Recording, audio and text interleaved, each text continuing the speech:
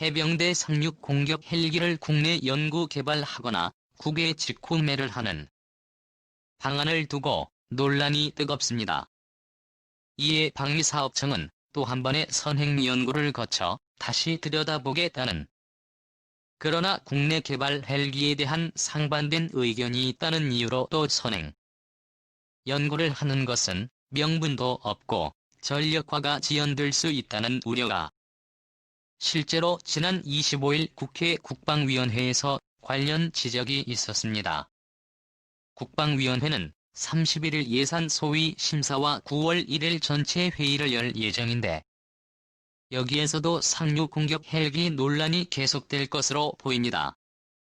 장기 소유된 국외 구매 중기 전환된 국내 개발 상륙 공격 헬기 사업은 해병대가 2009년 10월 장기 신규로 소유를 재개해 합참에서 2014년 11월 확정됐습니다. 이에 따라 2015년 7월에서 2016년 2월 안보경영연구원이 1차 선행 연구를 진행합니다. 당시 결과는 한국항공우주산업 한국형 기동헬기 수리온 기반의 연구 개발을 통해 무장 헬기를 구입하는 것보다 미국 벨의 전용 공격 헬기 9기 구매하는 것이 비용과 성능 및 전력화 시기 측면 모두에서 우위에 있는 것으로 분석됐습니다.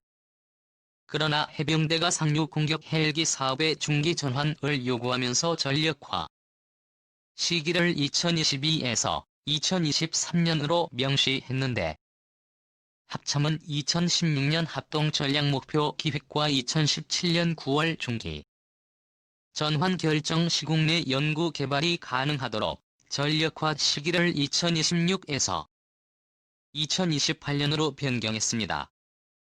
2019년 3월에는 신작전 수행 개념 구현을 위한 전력 소요를 반영해 헬기 소요량을 늘리고 전력화 시기도 다시 2026에서 2029년으로, 이에 따라 다시 사업 추진 방식을 결정하기 위한 2차 선행 연구가 이를 담당한 국방기술품질원은 비용 측면에서는 국내 연구 개발을 통해 상륙 기동 헬기 마린 온 기반의 무장 헬기를 도입하는 경우가 유리하다고, 그러나 성능 측면에서는 미국 바이퍼와 아파치 등의 공격 헬기가 더 국내 연구 개발 방안도 군의 요구 성능을 충족한다며 국내 연구 개발에 선행 연구 결과 이후 사업 민기적 외 방사청은 이에 따라 사업을 추진해야 하지만 군이 요구한 공대공 기능이 꼭 필요하느냐며 제동을 걸었습니다. AIM-92 스팅머나 AIM-9 사이드 와인더 등 외산 공대공 미사일을 국내 개발 헬기에 장착할 수 있을지 미지수라는 것입니다. 카이가 개발해 육군에 납품하는 소형 공격 헬기의 경우에도 아직 공대공 개발 업체인 카이는 군의 요구도에 따라 미스트라를 장착할 수 있다는 입장이지만 그 뒤로 사업에 문제가 생긴 모양새가 됐습니다. 국산 때리기가 시작된 것입니다. 해병대가 요구한 헬기는 미 해병대의 바이퍼의 바로 C가 아닙니다. 그런데 기동헬기 기반 무장 헬기는 바이퍼, 득 헬기가 될 수 없다는 논란이 국내 개발 헬기는 상륙 기동헬기 말이 논의 육군 소형 공격 헬기 무장 기술을 접목한 것입니다. 이 때문에 미국산 전용 공격 헬기 대비 성능이 열등한 건 사실입니다.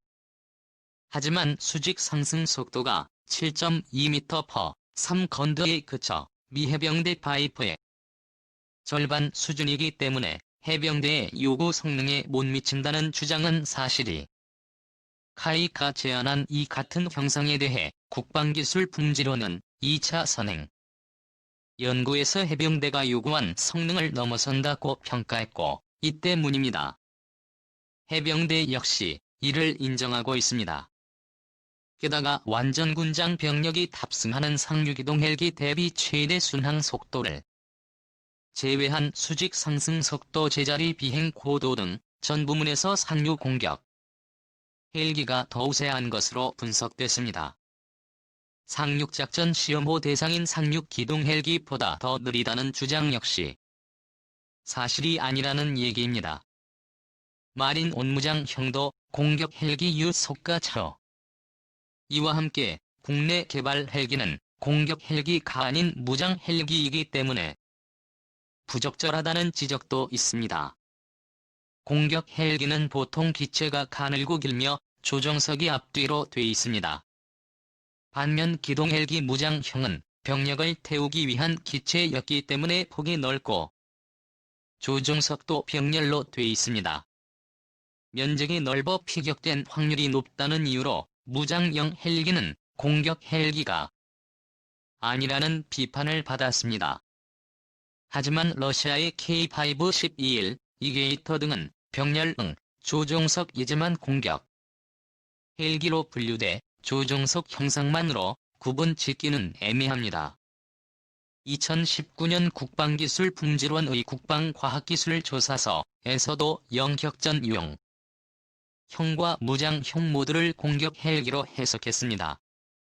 특히 국내 개발 헬기는 각 계통의 12.7mm 탄과 14.5mm 탄에 대한 방호 설계가 이미 적용돼 있고 조종사 및 사수 안전을 위한 방어력도 추가할 예정입니다. 게다가 대공 화기에 취약한 헬기 특성상 방호와 회피 능력보다는 미사일 교란 두발 장치 레이저 미사일 레이더 경보 수신기 등 기만과 경고 기능을 통해 생존성을 높이는 게 더 중요합니다. 이 역시 국내 개발 헬기는 갖추고 있습니다.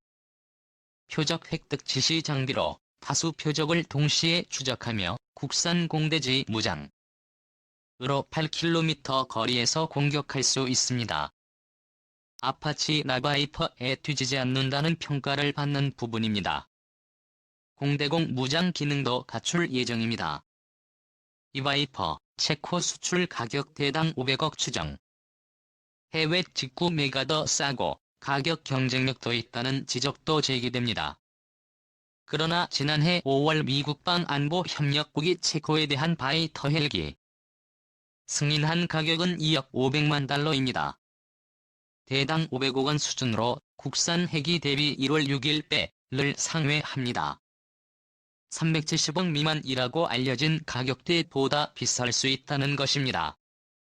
여기에 헬기의 평균 수명을 30년으로 고려할 때 총 수명 주기 비용 중 구매 비용이 28%, 운영 유지 비용이 72%에 달하기 때문에 국산이 훨씬 저렴할 수밖에 없습니다.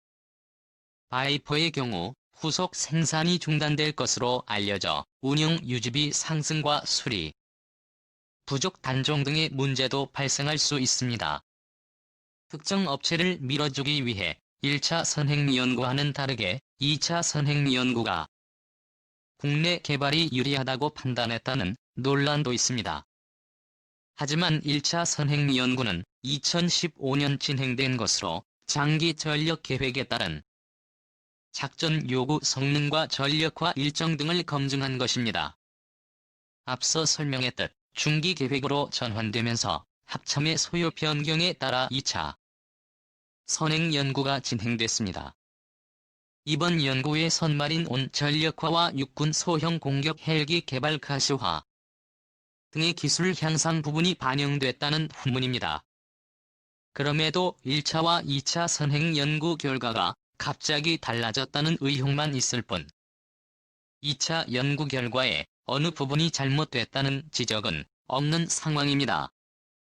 공식 락 변경 요구 없는데 또 선행 연구.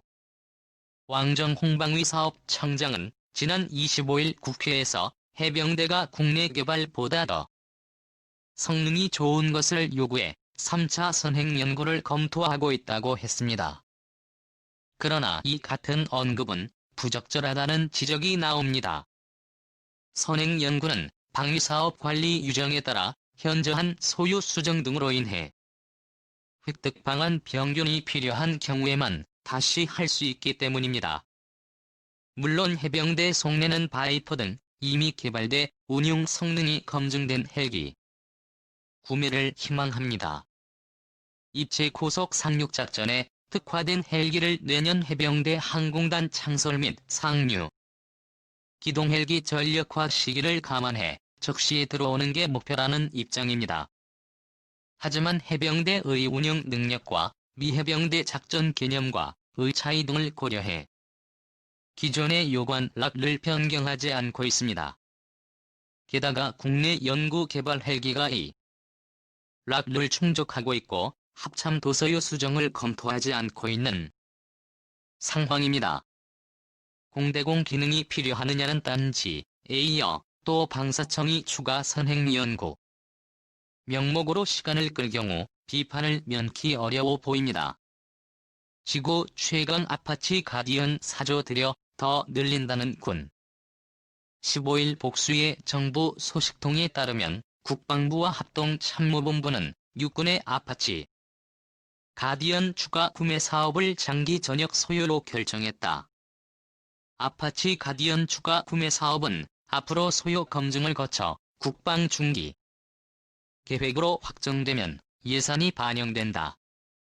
빠르면 2020년대 초반 사업이 시작할 전망이다. 지구 최강의 공격 헬기 I-64E 아파치 가디언 가장 최신 아파치 기종인 I-64E 아파치 가디언은 지구 상위 공격 헬기 중 최강을 자랑한다. 눈주먹 몸집 중 어디 하나 빠지지 않기 때문이다.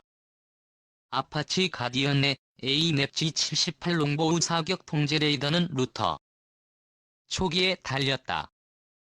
아파치 가디언은 언덕 뒤에 숨은 뒤 롱보우 레이더만 쏙 내밀어 최대 10km 떨어진 적을 찾아낼 수 있다. 한꺼번에 256개의 움직이는 표적을 식별한 뒤 이 가운데 16개 우선 목표를 가려낼 수 있다. 어금 114 헬파이어 공대지 미사일은 마하 1월 3일의 속도로 최대 10km까지 날아간 뒤 400mm 이상의 강판을 뚫을 수 있다. 미국은 이 미사일을 무인 항공기에 달아 테러리스트 나반군 지도자를 암살하는 데 썼다. M233 10mm 기관포 1문,과 하이드라 70mm 로켓의 화력도 저 항공기가 나타나면 AIM-92 스팅어 지대공 미사일로 스스로를 지킬 아파치 가디언 A1000 마력짜리 T700C701는 힘이 이런 엔진 2개를 탑재했다. 최고 속도 시속 365km로 전장을 누빈다. 9개의 엔진이 서로 떨어져 있기 때문에 한쪽을 못 써도 다른 한쪽도 충분히 비행할 수 있다. 조와 장갑이 튼튼하기 때문에 매듭이 세다. 4.5mm 중기관 정도 막아낼 정도다.